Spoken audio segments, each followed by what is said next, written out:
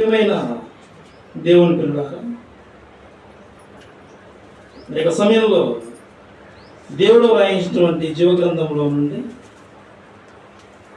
ఒక చక్కటి ఆత్మీయ సందేశాన్ని మనం తెలుసుకుందాం. అదే మీకు ముందుగా ప్రకటింపబడే విధముగా శుభ ప్రయాణంలో శుభం కలగాలి. ప్రియమైన దేవుని పిల్లలారా, ప్రయాణం అనగా మరి చాలామంది సంతోషిస్తారు. ఎక్కడికైనా ఒక ప్రాంతానికి వెళ్ళాలి, ప్రయాణానికి సిద్ధం కండి అన్నప్పుడు చాలా సంతోషం. అయితే కొందరికి మాత్రం ప్రయాణం అంటే నచ్చదు, ప్రయాణం పడదు. ప్రయాణం చేయడానికి ఇష్టపడే వాళ్ళు ఉంటే, ప్రయాణం వద్దు అనుకునే వాళ్ళు ఇంకొంతమంది ఉంటారు. మనం ప్రయాణానికి సిద్ధపడతా ఉన్నప్పుడు పొరపాటున ఒక పిల్లి వచ్చింది అనుకున్నాం ఎదురుగా. ఆ పిల్లి రాగానే కనబడగానే ప్రయాణం చేయడానికి సిద్ధపడిన వాళ్ళు కూడా ఏమైపోతారు, ఆ ప్రయాణాన్ని కొంతసేపు నిలిపేస్తారు. పిల్లి ఎదురొచ్చింది, అశుభం. ప్రయాణం చేస్తే మనకు శుభం కలగదు, ఏం జరుగుతుందో ఏమైపోతామో. కాబట్టి పిల్లి ఎదురొచ్చింది కాబట్టి ఇక ప్రయాణం చేయడం అనేది కొద్దిగా ఆలస్యం చేయాలి, కొద్దిసేపు ఉండి వెళ్ళిపోవాలి అని ఆలోచిస్తారు. ఇక అదేవిధంగా ఇక నల్ల పిల్లి కనబడింది అనుకో, ఇక అవసరమైతే పిల్లి కనబడమేమో కానీ ఈ నల్ల పిల్లి కనబడింది కాబట్టి అసలు ఈరోజు ప్రయాణమే వద్దు, సో మంచిదే కాదు ఈరోజు అని అలాంటి ఆలోచనతో కొంతమంది బలహీనులు ప్రయాణాన్ని మరి ఆపేసుకున్న వాళ్ళు కూడా లేకపోతే. ప్రియమైన దేవుని పిల్లలారా, ఇక అదేవిధంగా ఈ పిల్లి రావడం కానీ, ఇక అదేవిధంగా ఎవరైనా ఒక భర్త చనిపోయేటువంటి ఒక విధవరాలు ఎదురొచ్చిందనుకో, ఆ ఎదురు వస్తూ ఉందనుకో ఆ వీధిలో, ఆమె పక్కకు పోయేంత వరకు ప్రయాణం సాగదు. ఆ పక్క వెళ్ళిపోవాలి, కొన్ని నీళ్ళు తీసుకోవాలి, నీళ్ళు తాగాలి, ఆ తర్వాత ప్రయాణం వదిలిపెట్టాలి. ఇలా ప్రయాణం చేసే వాళ్ళు కొన్ని సమస్యల వలన ప్రయాణాన్ని కూడా ఆపు చేసుకుంటూ ఉంటారు. ఇక అదేవిధంగా ఎవరి ప్రమేయం లేకుండా ఇంట్లో వాళ్ళే లేదా అతనే ప్రయాణం చేసే వ్యక్తే ఒక్కసారిగా హఠాత్తుగా తుమ్మాడు అనుకో, ఇక ప్రయాణము చేయడు, కొద్దిసేపు ఆగిపోతాడు, నీళ్ళు తాగి బయలుదేరాడు. ప్రియమైన దేవుని పిల్లలారా, ఇక్కడ మనం ఆలోచిద్దాం. ఒక ఆత్మీయ సందేశం, ఒక చక్కటి విషయం, పరలోకం కోసం ఒక ఆత్మీయ సందేశాన్ని ఈరోజు మీకు తెలియజేస్తాం. ప్రయాణం ఇష్టపడే వాళ్ళు, ప్రయాణం వద్దనుకునేవాళ్ళు, ప్రయాణంలో ఏదైనా కొన్ని సందర్భాలు ఏదో అయితే ఈ ప్రయాణం వెళ్ళకుండా చేయకుండా ఆగిపోయేవాళ్ళు మొత్తం. అయితే మనం కొన్ని విషయాలు ఆలోచిద్దాం. ప్రియమైన దేవునికి వెళ్ళారా, మరి దేవుని యొక్క వాక్యాన్ని చదువుకునే వాళ్ళు పైవేవి ఏ విధమైనటువంటి ఆచారాలు, మూఢాచారాలు, మూఢత్వ స్వభావాలు లెక్క చేయని వాళ్ళైతే అవన్నీ పక్కన పెట్టేస్తారు. ఎవరు అడ్డొచ్చినా ఏది జరిగినా ప్రయాణం చేయాలని ఫిక్స్ అయిపోయారంటే ప్రయాణం చేసేస్తారు. అయితే ప్రయాణం చేసేటప్పుడు ఈ భక్తులైన వారు, ఆధ్యాత్మికంగా ఉన్నటువంటి వారు ఏం చేస్తారంటే ప్రార్థన చేసుకుని బయలుదేరతారు. ప్రార్థనతో ప్రారంభం ప్రయాణం జరుగుతుంది. లేదా ఎవరైనా దైవ సేవకులు ఉంటే లేదా వాక్య సేవకులు ఎవరైనా ఉంటే వాళ్ళు కనబడితే వారితోనైనా ప్రార్థన చేయించుకొని ప్రయాణం కొనసాగిస్తారు. బైబిల్లో కూడా ఒక సందర్భం చూద్దాం. అపోస్తుల కార్యములు 21వ అధ్యాయం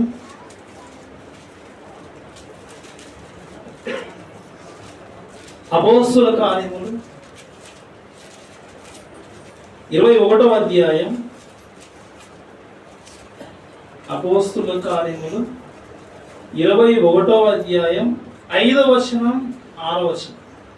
ఆ దినములు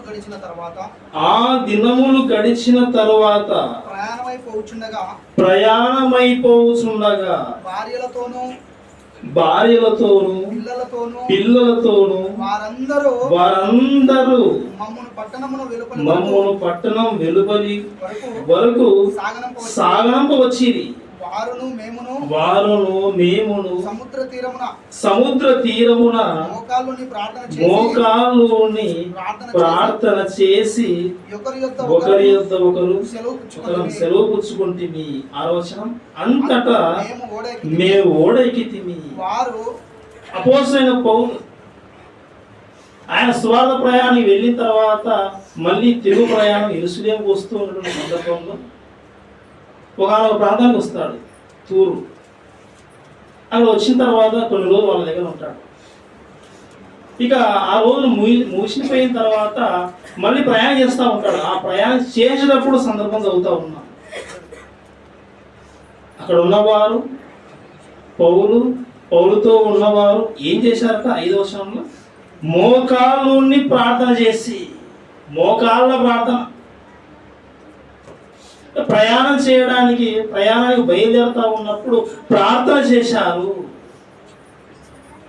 ప్రయాణం చేసేటప్పుడు ప్రార్థన చేసుకోవడం అనేది ఒక మంచి లక్షణము.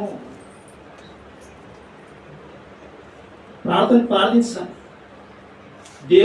దేవునికి ప్రార్థించాలి. ఎందుకంటే ఈ జీవితం ఇచ్చింది ఆయనే, ఈ భూమి మీద మనం అనుభవించిన అన్నీ ఆయనవే. ప్రతి దశలో దేవుని యొక్క ఆలోచన ఉండాలి, మన మనసులో దేవుడు ఉండాలి, మన ప్రయాణాల్లో కూడా దేవుడు జ్ఞాపకంలో ఉండాలి. ప్రయాణం చేస్తూ ఉన్నప్పుడు కూడా దేవునికి ప్రార్థన చేసుకొని వెళ్ళడం అనేది ఒక మంచి లక్షణం. బైబిల్ గ్రంథంలో ఈ సందర్భం ద్వారా లేదా అనేక సందర్భాల ద్వారా మనం నేర్చుకోవాల్సినటువంటి విషయం ఏంటంటే, ప్రయాణం చేసేటప్పుడు ప్రార్థించుకునవలెను లేదా ప్రార్థన చేయించుకునవలెను. మీరుంది ప్రియమైన దేవుని పిల్లలారా, ఇక్కడ చక్కటి సందర్భం కనబడింది. ప్రార్థన చేసుకొని ప్రార్థనతో ప్రయాణం ప్రారంభం. ప్రియమైన దేవుని పిల్లలారా, ఇక బైబిల్ గ్రంథంలో కూడా మనం వెళ్ళిపోదాం, ప్రయాణాల సందర్భాలకు వెళ్ళిపోదాం. ఆ వెళ్ళిపోయినప్పుడు వారు ప్రార్థన చేసిన సందర్భాలు లేదా ప్రార్థన చేయకపోతే ఏం జరిగాయి అనేది ఎక్కువ కాదు, కానీ ఒక 2 సందర్భాల ద్వారా మీకు జ్ఞాపకం చేస్తాను. పాత నిబంధనలో ఇశ్రాయేలు ప్రజలు ఉన్నారు. అయితే ఆ ప్రజలు ఇశ్రాయేలీలు యూదులుగా విడిపోతారు. విడిపోయిన తర్వాత ఈ యూదులు ఎక్కడికి వెళ్ళిపోతారంటే బబులోను చెరకి వెళ్ళిపోతారు. ఎందుకు వెళ్ళిపోతారు వాళ్ళంటే, దేవుడికి అవిధేయులుగా వారు బ్రతికితే దేవుడే కోపంతో వారి శత్రువులకు అప్పగించేస్తారు. అలా బబులోనికి వెళ్ళిపోయిన తర్వాత అంటే వెళ్ళిపోయినప్పుడు ఎలా వెళ్ళిపోతారంటే 3 దఫాలుగా వెళ్ళిపోతారు. ఒకసారి కొంతమంది, మరొకసారి కొంతమంది, ఇంకొకసారి కొంతమంది, 3 సార్లు 3 విభాగాలుగా శత్రువుల చెరలోకి వెళ్ళిపోతారు. దేవుడు కనికరించి కొన్ని సంవత్సరాల తర్వాత వారందరినీ తిరుగు ప్రయాణం తీసుకురావడానికి మళ్ళీ ఏం చేస్తాడంటే కనికరించి 3 దఫాలుగా తిరిగి తీసుకొని వస్తాడు. 3 భాగాలుగా వెళ్ళిపోతారు, 3 దఫాలుగా వెళ్ళిపోతారు, మళ్ళీ 3 దఫాలుగా తిరిగి వస్తారు. అలా వెళ్ళి తిరిగి రిటర్న్ ప్రయాణంలో తిరిగి వచ్చేటప్పుడు ఉన్నటువంటి సందర్భంలో మొదటి జాబితాలో ఎవరు వస్తారంటే, ఎవరి నాయకత్వంలో వస్తారంటే జెరుబ్బాబేలు నాయకత్వంలో ఒకసారి వస్తారు జెరుబ్బాబేలు. రెండవసారి ఇజ్రా నాయకత్వంలో ఒకసారి వస్తారు. ఆ తర్వాత నెహమ్యా నాయకత్వంలో ఒకసారి వస్తారు. జెరుబ్బాబేలు నాయకత్వంలో, ఇజ్రా నాయకత్వంలో ఒకసారి, ఆ తర్వాత నెహమ్యా నాయకత్వంలో ఒకసారి. 3 సందర్భాల్లో ఇక్కడ వస్తారు. అయితే ఇక్కడ 2వ సందర్భం ఇజ్రా నాయకత్వంలో వచ్చేటువంటి సందర్భం దగ్గరికి నేను వెళ్ళిపోతాను. అక్కడ మనం చదువుకుందాం. ఇజ్రా గ్రంథం 7వ అధ్యాయం, ఇజ్రా గ్రంథం 7వ అధ్యాయం మొదటి వచనం. ఈ సంగతులు జరిగిన పిమ్మట పారసీక దేశపు రాజైన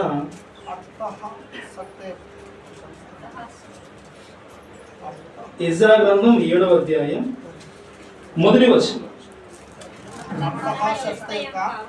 ఈ సంగతులు జరిగిన పిమ్మట పారసీక దేశపు రాజైన అర్తహషస్త యొక్క ఏలుబడిలో ఎజ్రా బబులోను దేశము నుండి యెరూషలేము పట్టణముకు వచ్చాను.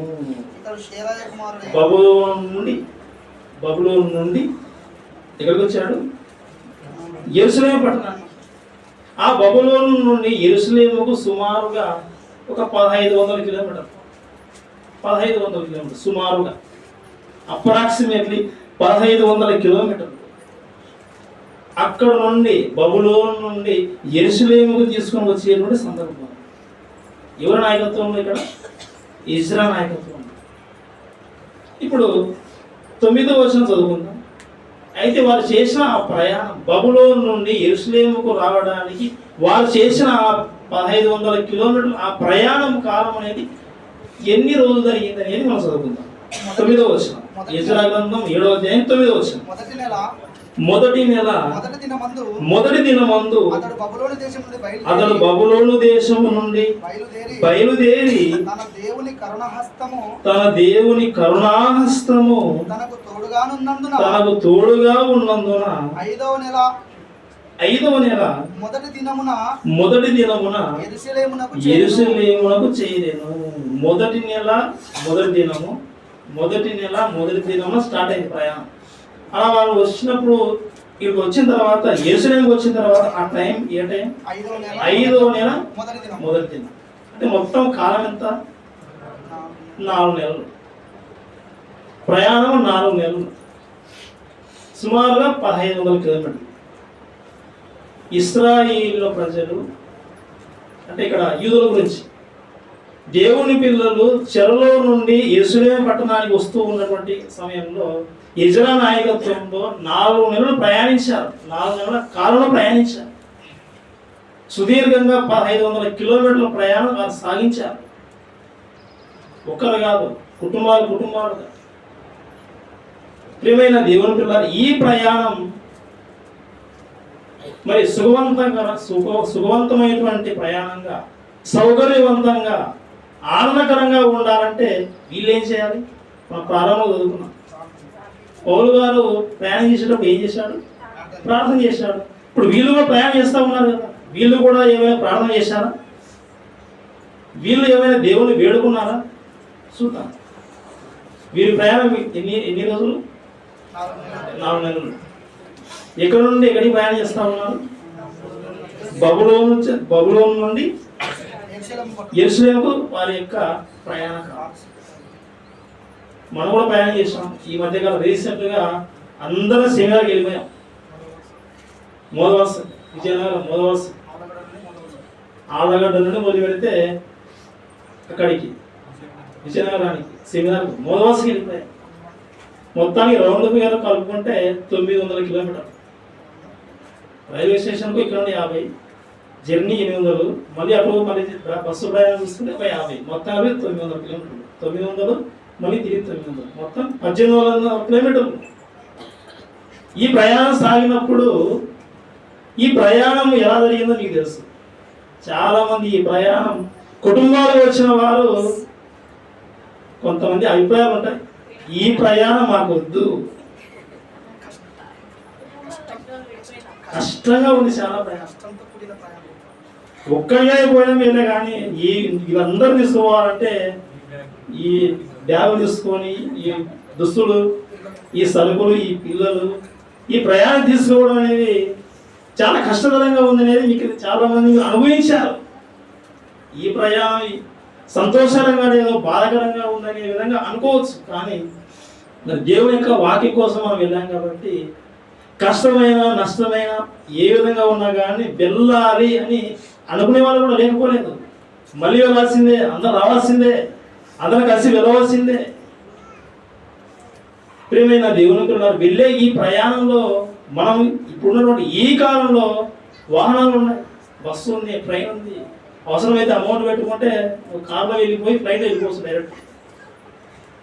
ఆ రోజు వాళ్ళు చేసిన ప్రయాణం యెరూషలేముకు బబులోను నుండి చేసిన ప్రయాణం ఒక్కరు కాదు, ఎన్నో కుటుంబాలుగా బయలుదేరితే వారందరూ బయలుదేరినప్పుడు ఇంతమంది మనుషులు ఉన్నప్పుడు ఒక్కొక్కరి ఆలోచన ఒక్కొక్క విధంగా ఉంటారు. ట్రైన్ ప్రయాణంలోని ఎన్నో స్టాపులు మధ్యలో, గంట ఒక స్టేషన్ వస్తుంది, ఆగిపోతారు. ఆ మధ్యలో మీకు కావాల్సినవన్నీ మీరు తీసుకుంటారు, వాటర్ తీసుకోవడం, స్నాక్స్ తీసుకోవడం, అన్ని తింటూనే సుమారుగా కొన్ని గంటల ప్రయాణం. ఆ రోజు వారు 4 నెలలు ప్రయాణించారంటే వారి యొక్క అవస్థలు ఎన్ని ఉంటాయి. కూర్చొని ఆగాల్సిందే, భోజనం చేయాలి, మళ్ళీ బయలుదేరాలి, బయలుదేరాడు కొద్దిసేపు ఉండండి అని కొంతమంది అంటూ ఉంటారు. అప్పుడేనా కొద్దిసేపు రెస్ట్ తీసుకున్నా, అవిలే వీళ్ళు అడిగేవాళ్ళు. ఇలా ఎంతో శ్రమతో 1500 కిలోమీటర్ల ప్రయాణము 4 నెలలు ప్రయాణించారు. ఇందులో మీరు ప్రయాణం చేశారని మనం టైం అనుకున్నాం. 4 నెలలు ప్రయాణించారు. ప్రయాణం కాకమునకు, ప్రయాణం ప్రారంభం కాకమునకు ఆ సందర్భం జరిగి మా ఎదురుపదాం 8వ అధ్యాయం మొదటి వచనం. రాజైన అర్థహశస్త ఏలుబడి కాలమందు బబులోను దేశము నుండి నాతో కూడా వచ్చిన ఇంటి పెద్దల వంశావళి, నాతో కూడా వచ్చారు వీళ్ళని చెప్తా ఉన్నాడు అక్కడ. ఎవరు? ఎజ్రా గారు. తర్వాత మనం ఎక్కడికి వెళ్ళిపోదామంటే 15వ వచనం చదువుకుందాం. ఆయనతో వచ్చే వాళ్ళ గురించి మాట్లాడుతూ ఉన్నాడు కదా. 15వ వచనం. వీరిని నేను అహావా వైపునకు పారు నది యొద్దకు సమకూర్చి తిని, వీళ్ళందరినీ ఎక్కడ తీసుకొచ్చాడు? వీళ్ళందరినీ నది దగ్గర తీసుకొని వచ్చాడు. అందరినీ ఎవరైతే నాతో బయలుదేరి వస్తారో వీళ్ళందరూ రావాలి, నది దగ్గరికి రావాలి. నది దగ్గర వచ్చిన తర్వాత ఇప్పుడు సంఘటన మనం చూద్దాం. 21వ వచనం. అప్పుడు దేవుని సన్నిధిని మమ్మను మేము దుఃఖపరుచుకొని మాకును మా చిన్నవారికి మా ఆస్తికి ఏ ప్రయాణం అట? మా టైటిల్ పేరు శుభప్రయాణం. శుభప్రయాణము కలుగునట్లుగా ఆయనను వేడుకొనుటకు అహావా నది దగ్గర ఉపవాసముండుడని ప్రకటించి తిని. ఎజ్రా గారు వీరందరినీ సమకూర్చి ఆ నది దగ్గర ఉన్నప్పుడు దేవుని వేడుకుంటా ఉన్నాడు. మనందరం వేడుకోవాలి, ఉపవాసం ఉండండి. ఎందుకు ఉపవాసం ఉండాలి? ఎందుకు దేవుని వేడుకోవాలి? ఇదిగో మా ప్రయాణం చేయబోతా ఉన్నాం. ఈ ప్రయాణంలో ఎన్నో సమస్యలు ఉండొచ్చు. ఒకసారి కెమెరా చెక్ చేసుకోండి. ఈ ప్రయాణం ఎలా ఉండాలి? ఎలా జరగాలి మనకి ఈ ప్రయాణం? శుభ ప్రయాణం. ఈ ప్రయాణంలో మనకు శుభం కలగాలి. ఈ ప్రయాణం శుభం కలగాలంటే, శుభ ప్రయాణంగా ఉండాలంటే ఏం చేయాలి? దేవుని వేడుకోవాలి.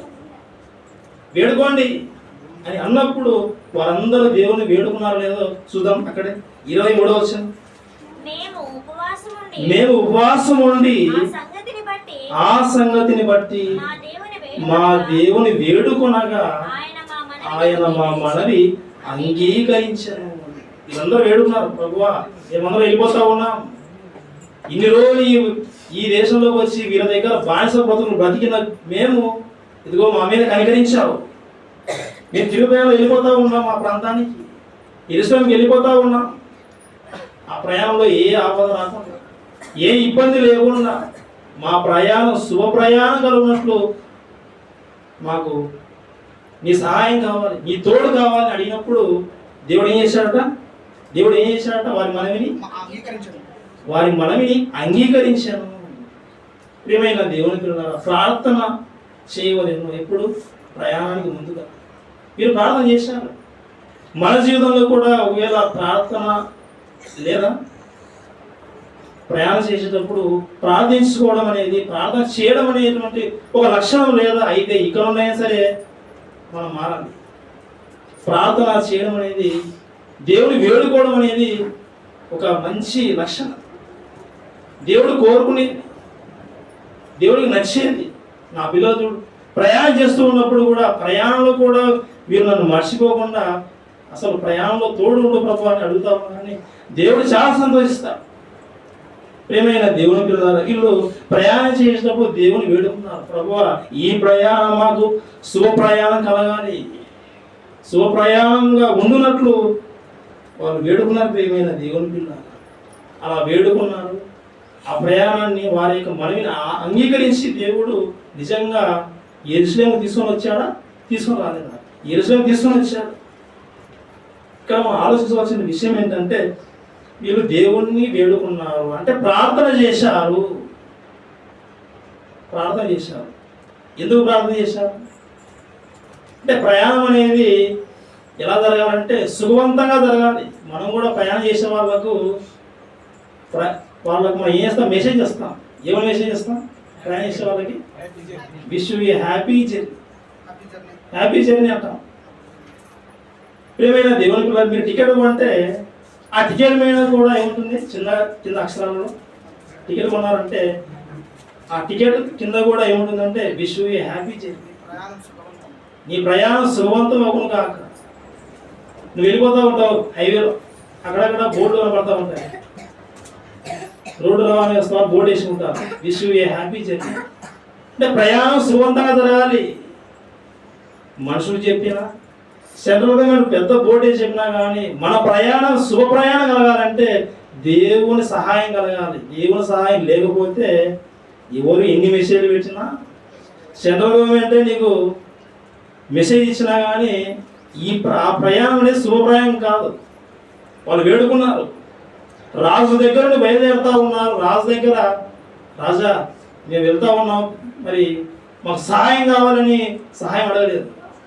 దేవుడే సహాయం చేస్తాడు, దేవుడే సహాయం అడగాలని వీరందరూ ఏం చేశారంటే దేవుణ్ణి వేడుకున్నారు. వేడుకున్నప్పుడు దేవుడు మనవి అంగీకరించాడు. ఓకే, మీ ప్రయాణం సుఖవంతం అవుతుంది, మనమే అంగీకరించాడు. అలా అంగీకరించినప్పుడు ఆ ప్రయాణం సాగుతూ ఉన్నప్పుడు ఒకవేళ ఏవైనా కానీ అవరోధాలు వచ్చినా, ఎందుకంటే దేవుని అడిగారు కదా, అవరోధాలు వచ్చినా కానీ దేవుడు తప్పిస్తాడు. మనం ప్రయాణం చేస్తూ ఉన్నప్పుడు మనం మంచి లక్షణంతో, మంచి స్వభావంతో మనం వెళ్ళే ప్రయాణం దేవుని అనుకూలమైనదైతే దేవుడు ఆ ప్రయాణంలో ఒకవేళ అవరోధం ఏర్పడినా కానీ దేవుడు తప్పిస్తాడు. పౌలు గారు ఆయన బాధలన్నీ చెప్తాడు. ఎన్నిసార్లు ఓడవైపోయిందట? ముమ్మారు ఓడవైపోయింది. ఓడవైపోయింది కానీ ఈయన బ్రతికి పట్టగట్టి బయటపడ్డాడు. ప్రయాణంలో, ఆ శుభ ప్రయాణంలో ఒకవేళ ఆటంకం ఏర్పడినా కానీ మనిషికి మాత్రం హాని జరగదు. దేవుడు తన పిల్లలను కాపాడుకుంటాడు. చూద్దాం, మీరు ప్రయాణం చేస్తూ ఉన్నప్పుడు మధ్యలో ఎంతో మంది శత్రువులు ఎదుగుపడతా ఉంటారు. ఎందుకు మా ప్రాంతం మీద వస్తూ ఉన్నారు, మీరు అడ్డుకునే వాళ్ళు ఉంటారా? ఉంటారు. మరి దేవుడు వీరికి చేసినటువంటి మేలు చూద్దాం. అక్కడ 8వ అధ్యాయం 31వ వచనం. ఎజ్రా గ్రంథం 8వ అధ్యాయం 31వ వచనం. మేము మొదటి నెల 12వ దినమందు యెరూషలేమునకు వచ్చుటకై అహావా నది నుండి బయలుదేరగా జర్నీ స్టార్ట్ అయిపోయింది. మా దేవుని హస్తము మాకు తోడుగా ఉండి శత్రువుల చేతిలో నుండి, మార్గమందు పొంచి ఉన్న వారి చేతిలో నుండి మమ్మల్ని తప్పించినందున, శత్రువుల చేతిలో నుండి, మార్గంలో వచ్చేటువంటి అపాయాల నుండి దేవుడు ఏం చేశాడు? తప్పించాడు. ప్రమాదం, శత్రువులే ప్రమాదం. ఆ రోజు వారి ప్రయాణం ఏ ప్రయాణం? నడక ప్రయాణం, కాలినడక వెళ్ళిపోవాలి. శత్రువులే ప్రమాదం. ఆ ప్రమాదం నుండి దేవుడు ఏం చేశాడు? తప్పించాడు. మనం కూడా ప్రార్థన చేసుకొని ప్రయాణం ప్రారంభించినప్పుడు ఒకవేళ ప్రమాదం ఎదురైనా కానీ అందులో నుండి కూడా దేవుడు కాపాడడానికి దేవుడి హస్తం మనకు తోడి ఉంటుంది. ఆ ప్రయాణం శుభ ప్రయాణం, మనకు మేలు కలిగేది, మనకు మేలు చేసేది. ప్రియమైన దేవుని పిల్లారా, అంటే దేవుని హస్తం తోడై ఉంటుందా? దేవుని హస్తం తోడై ఉంటుంది. యేసుక్రీస్తు వారికి కూడా ఎన్నో పేర్లు ఉన్నాయి. ఆయన ఒక పేరు ఉంది, మత్తయి సువార్త స్టార్టింగ్లోనే, ఒక మొదటి అధ్యాయంలోనే, మత్తయి సువార్త 1వ అధ్యాయంలో ఒక పేరు ఉంది, యేసుక్రీస్తు. ఏం పేరు? ఇమ్మానుయేలు. ఇమ్మానుయేలు అనగా అర్థం ఏంటి? దేవుడు మనకు తోడని అర్థం. దేవుడు తోడు, ఆయన తోడు ఉండాలి. ఆయన తోడు లేకపోతే ఎవడు తోడున్నా కానీ ఆ ప్రయాణం శుభ ప్రయాణం కాదు. ప్రియమైన దేవుని పిల్లలారా, ఎజ్రా నాయకత్వంలో దేవుని పిల్లలు బయలుదేరినప్పుడు ఆ ప్రయాణము శుభ ప్రయాణం. దేవుని వేడుకున్నందున అపాయం కలిగినప్పుడు దేవుడు శత్రువుల చేతుల్లో తప్పించాడు. ప్రియమైన దేవుని పిల్లలు, అంటే దేవుని యొక్క సహాయం ఉంది, దేవుని సహాయం కోసం వేడుకోవాలి అని మనకి అర్థమవుతూ ఉంది. ఇదంతా బాగానే ఉంది, మేము దేవుడికి ప్రార్థన చేయము, దేవుడు సహాయం అవుతుంది ఏమవుద్దు, దేవుడు చెప్పడం మేము వినము, మేము ఎటువంటి అటు వెళ్ళిపోతామని అనుకుంటే ఇక వారి కోసం అలాంటి సందర్భం కోసం ఒక సందర్భంగా వెళ్ళిపోయింది. యోనా గ్రంథం మొదటి అధ్యాయం మొదటి వచనం. యోనా గ్రంథం మొదటి అధ్యాయం మొదటి వచనం. యెహోవా దేవుడు పిలిచాడు, యోనా నువ్వు ఏం చేయాలంటే చదవమ్మా. యోనా గ్రంథం 1వ అధ్యాయం 1వ వచనం. యెహోవా వాక్కు అమిత్తయి కుమారుడైన యోనాకు ప్రత్యక్షమై ఈలాగు సెలవిచ్చెను, నినవే పట్టణస్థుల దోషము నా దృష్టికి ఘోరమైన గనుక నీవు లేచి నినవే మహాపట్టణముకు పోయి దానికి దుర్గతి కలుగులని ప్రకటింపు. యోనా నువ్వు ఏం చేయాలంటే, ఇదిగో ఆ పట్టణం నినవే పట్టణంలో ప్రజలు ఉన్నారు, నాకు అవిధేయంలో బ్రతుకుతా ఉన్నారు, ఏ ఒక్కరు నశించాలని నాకు ఇష్టం కాదు, నువ్వు వెళ్ళి చెప్పు, ఒకవేళ మారుతారేమో, ఇదిగో వెళ్ళిపో, నినవేకి వెళ్ళిపోవాలి నువ్వు అని దేవుడు చెబితే ఈ ప్రవక్త ఏం చేశాడు? దేవుడు చెప్పిన మాట వినకుండా వెలవసిన రూట్ వెళ్ళకుండా వేరే రూట్కి వెళ్ళిపోయాడు. ప్రయాణం చెయ్యి నినవే కానీ ఈ ప్రయాణం గురించి చెబితే వేరే ప్రయాణం తీసుకున్నాడు. ఆయన ఓడెక్కాడు. ఆ ఓడెక్కి ఓడ ప్రయాణం చేస్తా ఉన్నప్పుడు ఏం జరిగింది చూద్దాం. 5వ వచనం, 4వ వచనం, 5వ వచనం, 4వ వచనం కూడా చదువుకుందాం. అయితే యెహోవా సముద్రం మీద పెద్ద గాలి పుట్టింపగా సముద్రమందు గొప్ప తుఫాను రేగి ఓడ బద్దలైపో గతి వచ్చేను. కాబట్టి నావికులు ప్రతి వాడు తన దేవతను ప్రార్థించి ఓడ సులకన చేయుటకై అందులోని సరుకులను సముద్రంలో పారవేసి అప్పటికి యోనా ఓడ దిగువ భాగమునకు పోయి పండుకొని గాఢ నిద్రపోయేసుండెను. అప్పుడు ఓడ నాయకుడు అతని యొద్దకు వచ్చి నినేవేకి వెళ్ళమంటే తర్షీషుకు బయలుదేరాడు. ఓడెక్కిన తర్వాత ఏం చేశాడు? బెర్త్ దొరికిందని, సీటు దొరికిందని వెళ్ళిపోయి నిద్రపోయాడు. ఇక ఈ ప్రయాణం నాకు ఏం కాదనుకున్నాడు, ఈ ఓడ ప్రయాణం నాకు సుఖవంతము, ఇది శుభ ప్రయాణం అనుకున్నాడు. కానీ దేవుడు ఏం చేశాడు? నేను చెప్పిన చోటుకి వెళ్ళకుండా నువ్వు నీకు ఇష్టమైన చోటుకి వెళ్ళిపోతావు. ఏం చేశాడంటే ముందు సముద్రాన్ని రేపాడు, ఓడను కదిలించాడు, ఓడ మునిగిపోతుందేమో పైలిపోతుందేమో భయం కల్పించాడు. అయినా కానీ నిద్రపోతా ఉన్నాడు. ఓడలో ఉన్న మిగతా వాళ్ళందరూ మాత్రం లేచి వాళ్ళు వారి దేవతలకు చేతులెత్తి నమస్కారం చేస్తా ఉన్నారు, కాపాడు కాపాడు కాపాడు, వాళ్ళ దేవతలు ప్రార్థన వాళ్ళు చేస్తామంటే ఈయన మాత్రం నిద్రపోయాడు. ఓడ నాయకుడు వచ్చాడు, ఓడ నాయకుడు వచ్చేసాడు ఇతని దగ్గరికి. 6వ వచనం. అప్పుడు ఓడ నాయకుడు అతని ఎద్దకు వచ్చి ఓయి నిద్రపోతా నీకేమొచ్చింది, లేచి నీ దేవుని ప్రార్థించుము, మనము చావకుండా ఆ దేవుడు మన యందు కనికరించునేమో. ఒక అన్యులుగా ఎవరో ఉన్నారు, వాళ్ళే వాళ్ళ దేవుడికి ప్రార్థన చేస్తా ఉన్నారు. యెహోవా దేవుడే పంపినప్పుడు ఈ యోనా మాత్రం చెప్పిన మాట వినకుండా ఓడెక్కాడు. వెళ్ళే ప్రయాణం వేరే ప్రయాణం, నిద్రపోతా ఉన్నాడు, గాడిలోకి వెళ్ళిపోయాడు. ఈ ప్రయాణం శుభప్రయాణం అనుకున్నాడు. కానీ దేవుడు ఏం చేశాడంటే దేవుని యొక్క ఆలోచనలు లేకుండా వెళ్ళిపోతే నువ్వు సుఖంగా గాడిదలో ఉండొచ్చు. దేవుడు ఏం చేస్తాడంటే ఆ గాడిదలో కూడా దేవుడు ఏం చేస్తాడు? భంగం చేసేస్తాడు. నీకు నెమ్మది ఉండదు.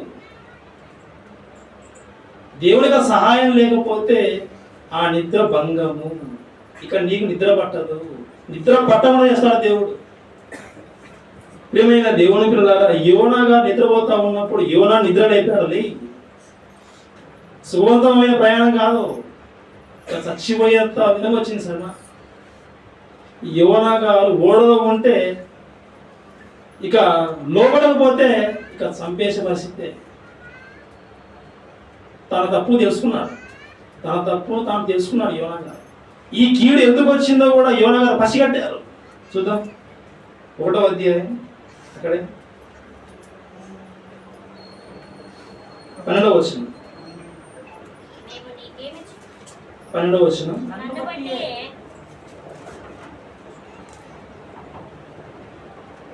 మొత్తం చదవండి. 12వ వచనం మొత్తం కంటిన్యూ చదవండి.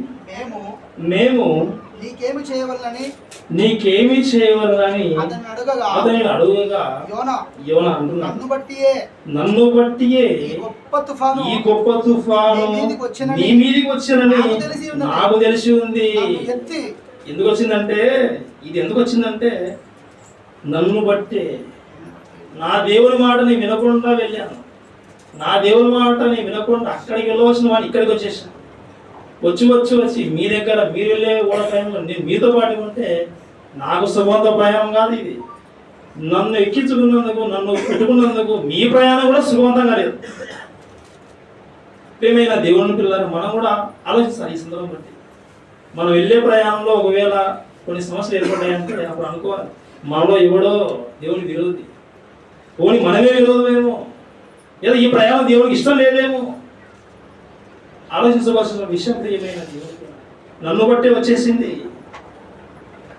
మీరు సేఫ్గా వెళ్ళిపోవాలంటే నేను ఓడలు ఉండకూడదు.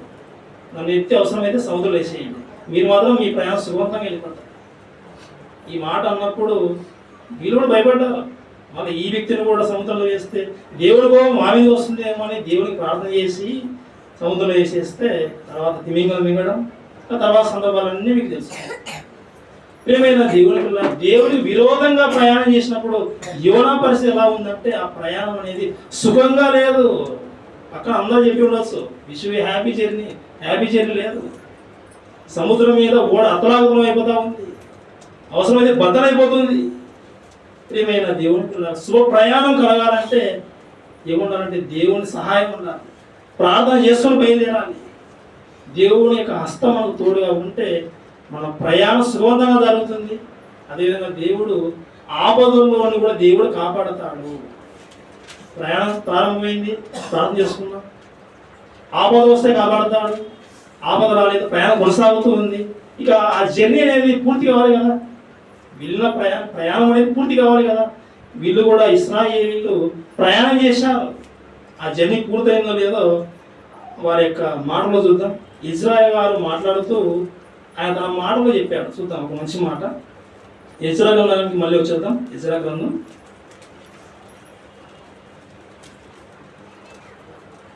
9వ అధ్యాయం 15వ వచనం.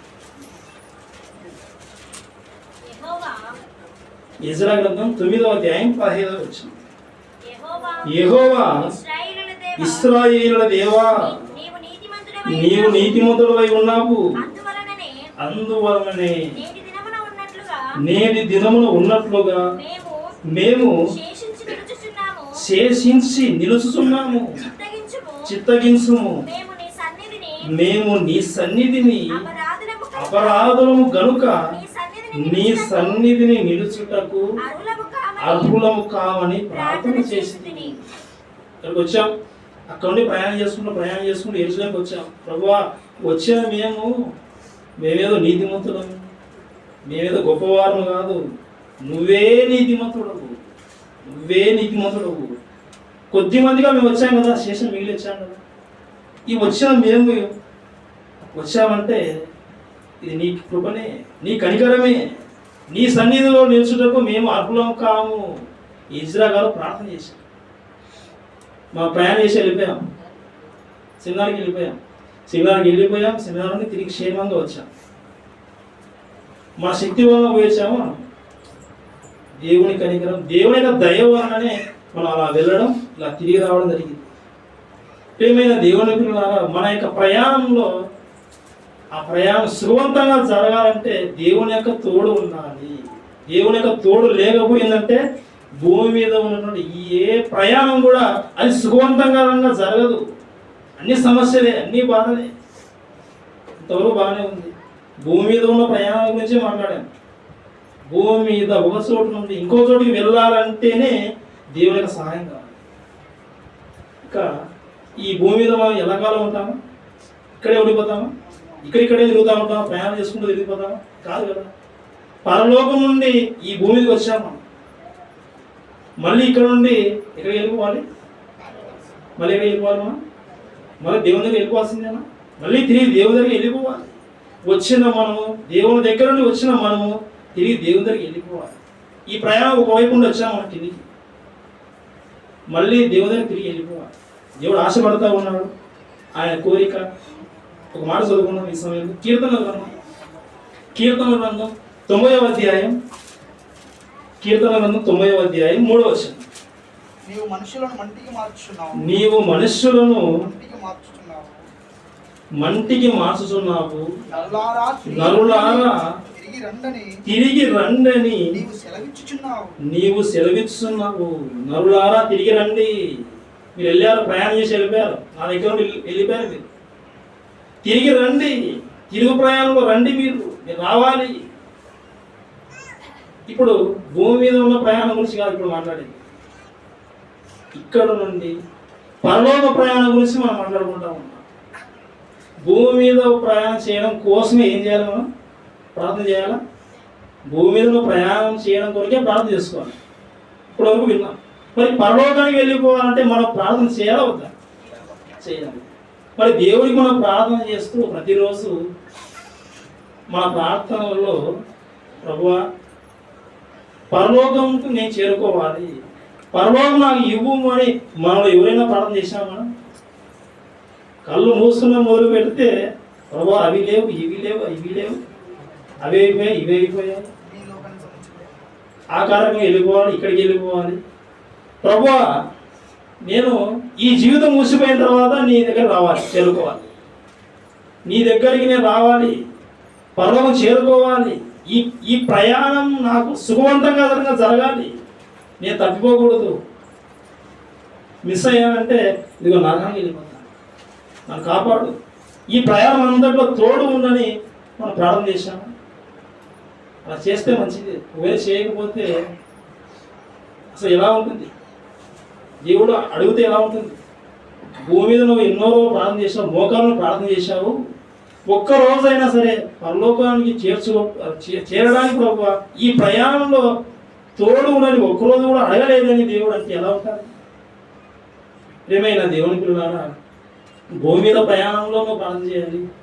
ఈ జీవితం ముగిసిన తర్వాత ఈ బ్రతుకు ప్రయాణం మరో లోకానికి వెళ్ళిపోతుంది, పరలోకానికి వెళ్ళిపోవాలి. ప్రార్థన చేయాలి ప్రతిరోజు. యేసుక్రీస్తు వారు ప్రార్థన చేశారు. ప్రభు అవి లేవు, ఇవి లేవు కాదు. ఆయన భూమి మీద ఉన్న జీవితకాలంలో తన పని ముగించుకొని తిరిగి దేవుని దగ్గర వెళ్ళాలని ఆశతోనే ఎన్నో ప్రార్థనలు ఆయన జీవితంలో కనబడతాయి. ప్రియమైన దేవుని కూడా ఈ విశ్వాస జీవితంలో మనం ప్రయాణం చేస్తూ ఉన్నాం. ప్రార్థన. ఈ ప్రయాణం చేసేప్పుడు ఏం తీసుకుంటామా? ఏం తీసుకుంటాం? టికెట్ తీసుకోవాల్సిందే. టికెట్ తీసుకోవాల్సిందే. టికెట్ లేని ప్రయాణం నేను. మరి ఇక్కడ నుండి మనం పరలోకానికి వెళ్ళిపోవాలి కదా. మరి టికెట్ లాంటిది ఏమైనా ఉందా? ఉంది. తీసుకోవాలి, కంపల్సరీ తీసుకోవాల్సింది. బాప్తిజం తీసుకోవాలి. నమ్మి బాప్తిజం పొందేవాడు రక్షింపబడును, లేకపోతే శిక్షింపబడును. బాప్తిజం అవసరం లేదు నాకు అనుకుంటే లేదు, వెళ్ళలేడు. ప్రియమైన దేవుని పిల్లలారా, దేవుని వేడుకోవాలి, బాప్తిజం పొందాలి. ఇక బాప్తిజం పొందేశారని అలాగే ఉండిపోతే సరిపోదు. ఈ జర్నీ, ఈ విశ్వాస యాత్రలో, ఈ ప్రయాణంలో ఏం చేయాలి? ఓపికతో వెళ్ళిపోవాలి,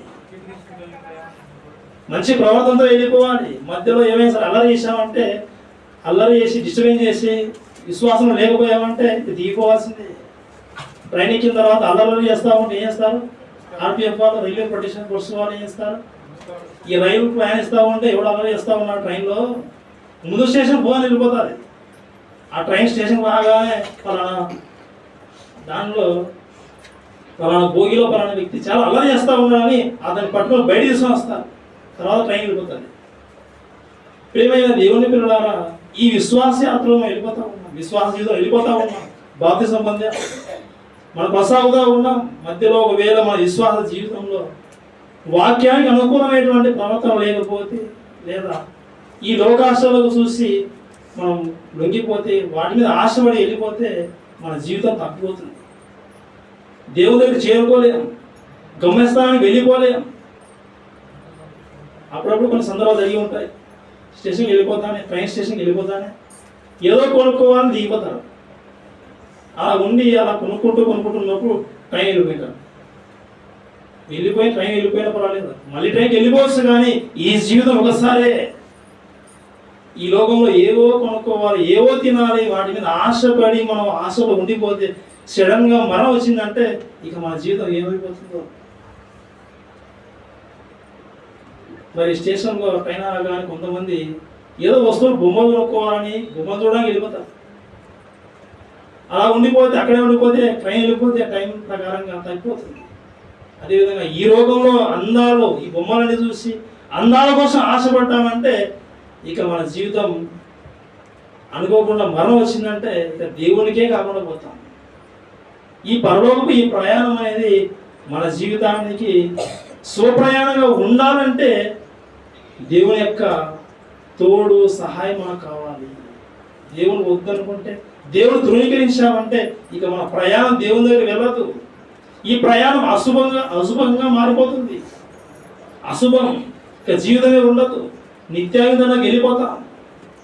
ఆ ఉండకూడదనేది ఈరోజు ఈ మాటల ద్వారా మీకు జ్ఞాపకం చేస్తాం. ఆ రోజు యూదులు ఎజ్రా నాయకత్వంలో ప్రయాణం చేస్తూ ఉన్నప్పుడు ఒక మంచి నాయకుడుగా ఎజ్రా గారు మన వల్ల ప్రార్థన చేయాలి, మన ప్రయాణం ప్రయాణంగా ఉండాలని ప్రార్థన చేశారు. భూమి మీద ప్రయాణమే సుఖవంతకరంగా ఉండాలని ఆశపడతాం. ఏ ఇబ్బంది ఉండకూడదు, టికెట్లు కన్ఫర్మ్ కావాలి, ఇంత ఆలోచిస్తాం. మరి ఇక్కడ నుండి ఆలోకానికి వెళ్ళేటప్పుడు ఈ ప్రయాణం అనేది శుభ ప్రయాణంగా ఉండాలి. ఒకవేళ మన దేవుని యొక్క వాక్యానికి అవిధేయులుగా మారిపోతే మన ప్రయాణం పరలోకానికి అశుభ ప్రయాణంగా మారిపోతుంది. దేవుని దగ్గరికి వెళ్ళలేము. మధ్యలోనే దిగిపోయి ఇదిగో నిత్యంగా దండం వెళ్ళిపోతాం. అక్కడ యుగంలో తరతరములు మనం ఉండిపోవాల్సినటువంటి పరిస్థితి వెళ్ళిపోతుంది. ఏమైనా దేవుని పిల్లలారా, ఈ యొక్క బైబిల్లో ఉన్న మాటలన్నీ ఎందుకంటే మీ ప్రయాణం మీరు దేవుని దగ్గర చేరుకోవాలి. ఇక్కడ నుండి మీరు దేవుని దగ్గరికి వెళ్ళేటువంటి ఈ ప్రయాణము మీకు శుభంగా జరగాలనేది ఈ బైబిల్లో ఉన్న మాటల యొక్క సారాంశం. ప్రత్యేకంగా ఒక సందర్భం చెప్తాను, జ్ఞాపకం చేస్తాను. పౌలు గారు పత్రిక రాస్తూ ఉన్న ప్రతిసారి పత్రిక ప్రారంభంలో ఒక మాట అంటూ ఉంటాడు. ఆ మాట చదివిస్తాను. మొదటిగా రోమపత్రిక మొదటి అధ్యాయం మొదటి వచనం. రోమపత్రిక మొదటి అధ్యాయం మొదటి వచనం. యేసుక్రీస్తు దాసుడును అపోస్తలుడుగా ఉండుటకు పిలువబడిన వాడును దేవుని స్వార్థ నిమిత్తము ప్రత్యేకింపబడిన వాడునైన పౌలును రోమాలో ఉన్న దేవుని ప్రియులందరికీ అనగా పరిశుద్ధులుగా ఉండుటకు పిలువబడిన వారందరికీ ఏం చెప్పాడు? శుభం చెప్పాడు. నెక్స్ట్ కొరింథీయులకు రాసిన మొదటి పత్రిక, అపోస్తలుడైన పౌలు కొరింథీయులకు రాసిన మొదటి పత్రిక మొదటి అధ్యాయం మొదటి వచనం. కొరింథీయులకు రాసిన మొదటి పత్రిక 1వ అధ్యాయం 2వ వచనం. కొరింథీలోనున్న దేవుని సంఘమునకు అనగా క్రీస్తు యేసునందు పరిశుద్ధపరచబడిన వారై పరిశుద్ధులుగా ఉండుటకు పిలువబడిన వారికిని మనకును ప్రభువుగా ఉన్న మన ప్రభువైన యేసుక్రీస్తు నామమున ప్రతి స్థలములో ప్రార్థించే వారందరికీ ఏం చెప్పాడు? శుభం. పత్రిక ప్రతిసారి ఏ పత్రిక తీసుకున్నాను శుభం. మీరందరూ ఈ పత్రిక చదువుకోవాలి. ఈ పత్రికలో రాయబడిన మాటలు ఇవి దేవుని మాటలు. ఈ దేవుని మాటల ప్రకారంగా మీరు నడుచుకుంటే మీరు పరలోకానికి వెళ్ళిపోతారు. అంటే మీ ప్రయాణము శుభంగా ఉంటుంది, శుభ ప్రయాణంగా ఉంటుంది అనేది దేవుడు ఈ మాటల ద్వారా మనకు జ్ఞాపకం చేస్తున్నటువంటి సందర్భం. మన ప్రయాణం ఎలా ఉండాలి? మన ప్రయాణం శుభంగా ఉండాలి, సంతోషంగా జరగాలి. హ్యాపీ జర్నీ అని మనుషులు చెప్పకపోయినా కానీ హ్యాపీ జర్నీ అని దేవుడు అనే విధంగా నిజంగా సంతోషకరంగా మీ జీవితం సాగింది. భూమి మీద నాకు ఇష్టానుసారంగా మీరు జీవించాలని దేవుడు మెప్పు పొందుకునే విధంగా మనం జీవించాలని మరి ఇప్పటి వరకు ఈ యొక్క మాటలన్నీ మీకు జ్ఞాపకం చేయడం జరిగింది. కదా ఇప్పటి వరకు ఈ యొక్క మాటలు విన్న మీరందరూ దేవుని కోసం ఉన్నతంగా ఇక విశ్వాస జీవితంలో ఎల్లప్పటికీ కదని వారుగా స్థిరులుగా ఉంటూ ఈ పరలోకం కోసం మనం ప్రయాస కాబట్టి ఈ ప్రయాణము ఎలా ఉండాలంటే శుభ ప్రయాణంగా జరగాలి. ఇది కలగాలంటే దేవుని తోడు మనకు కావాలి. ప్రియమైన దేవుని తోడు మనకు కావాలంటే మన మనస్సు దేవుని వైపు ఉండాలి. అలా ఉంటూ దేవుని యొక్క మాట ప్రకారం జీవిస్తూ దేవుడు ఉన్నటువంటి ఆ లోకం మనం చేరుకోవాలి. ఇశ్రాయేలు బయలుదేరారు, గమ్యస్థానానికి చేరారు.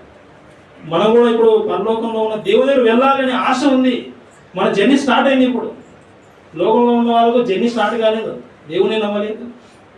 మన జర్నీ స్టార్ట్ అయింది, బాప్తిసం పొందాం, మన జర్నీ స్టార్ట్ అయిపోయింది. ఇంకా తను ముస్తాం ఏదో ఒక రోజు. అప్పుడు దేవునిలో ఉంటే ఖచ్చితంగా దేవుని దగ్గరికి మనం చేరుకుంటాం. మరి ఆ విధంగా మీరందరూ మరి దేవుని చెంతకు చేరుకోవాలని, ఈ ప్రయాణం శుభప్రదంగా జరగాలని ఈ యొక్క మాటల ద్వారా తెలియజేస్తూ ఈ చిన్ని మాట ముగిస్తూ ఉన్నాను. మరి మనమందరం మరి ప్రార్థనలో ఏకీపిద్దాం. పిల్లరా, చిన్న ప్రార్థన చేసుకుందాం. మహోన్నతుడు అయిన మా యొక్క తండ్రి, ఇదిగో నాయన శుభప్రయాణం అన్నటువంటి ఒక చక్కటి సందర్భం ద్వారా మీ పిల్లలకు నాయన కొన్ని విషయాలు తండ్రి జ్ఞాపకం చేశాను. ఒకనాడు ఇశ్రాయేలీయులు వారి యొక్క ప్రయాణం అంతటిలో తండ్రి మీరే తోడై ఉండి నడిపించారు. మీ యొక్క హస్తం తోడై ఉంది నాయన. వారిని క్షేమంగా మీరు తీసుకుని వెళ్ళారు. ఇదిగో తండ్రి, భూమి మీద ఉన్నటువంటి ఈ జీవిత కాలంలో మా ప్రయాణం అన్నింటిలో తండ్రి మీరే తోడుగా ఉంటున్నారు. మరి ముఖ్యంగా నాయన పరలోకం చేరుకోవడానికి ఇదిగో తండ్రి ఈ విశ్వాస యాత్రలో ఈ ప్రయాణంలో నాయన ఏ విధమైనటువంటి ఆటంకం లేకుండా మేము కూడా తండ్రి ఈ ప్రయాణంలో తండ్రి తొలగిపోకుండా గమ్యస్థానం తరతరంలో నివాస స్థలమైనటువంటి నీ చెంతకు మేము చేరుకునే విధంగా ఎప్పటికప్పుడు వాక్యాన్ని చదువుకుంటూ సరిచేసుకుంటూ మేమందరం తండ్రి నీకు ఇష్టలుగా జీవించినట్లు మాకు సహాయం దయచేయమని మేమందరం నాయన మనుషుల వైపు చూడక విశ్వాసములకు అయినటువంటి యేసు వైపు చూస్తూ ఎల్లప్పుడూ భూమి మీద మాకు మీరు ఇచ్చినటువంటి ఈ జీవిత కాలంలో అనేకమైనటువంటి సత్క్రియలు చేసి ఇక జీవితాన్ని ముగించుకొని మీ చెంతకు చేరుకునే విధంగా మాకు సహాయం దయచేయమని ఈ ప్రార్థన నీ బ్రేకువాడైనటువంటి యేసుక్రీస్తు ద్వారా అడిగి వేడుకొనుచున్నాం తండ్రి. ఆమేన్.